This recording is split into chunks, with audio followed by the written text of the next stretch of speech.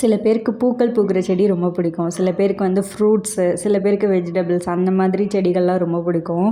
ஆனால் சில பேருக்கு மட்டும் எல்லா செடியுமே ரொம்ப பிடிக்கும். அதில் ஒன்று தான் நான். ஒவ்வொரு செடியுமே கொஞ்சம் டிஃப்ரெண்ட்டாக பார்த்தாலும் அங்கேயே நின்று பார்த்துட்டே இருப்பேன். இது என்ன செடி அப்படின்னு சொல்லிட்டு ஃபோட்டோ எடுத்து கூகுள் லென்ஸில் போட்டு அது என்ன பேர் அப்படிலாம் சர்ச் பண்ணிகிட்ருப்பேன்.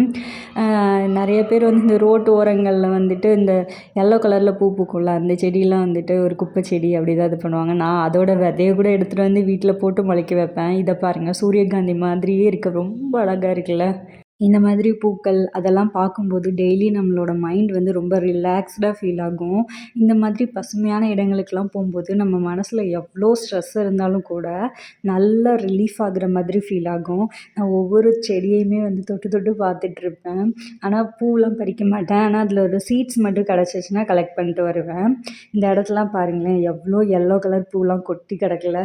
நான் என் வீட்டில் நான் வச்ச செடியிலேருந்து ஒரு பூ வந்தாலே உட்காந்து அந்த பூவை வந்து அதுலேருந்து உதிர்ற வரைக்கும் உட்காந்து பார்த்துட்டே தான் இருப்பேன். அந்த உதிர்ற ஸ்டேஜ் வந்ததுக்கப்புறம் தான் அதை நான் கட் பண்ணுவேனே. ஏன்னா வந்து எனக்கு மனசே வராது அதை கட் பண்ணி எடுக்கிறதுக்கு.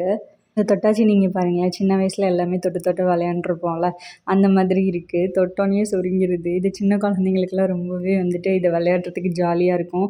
பெரியவங்களுக்குமே அப்படி தான் இருக்கும். கார்டன் லவர்ஸ்லாம் இந்த மாதிரி பிளேஸ்லாம் ரொம்பவே பிடிக்கும்னு நினைக்கிறேன்.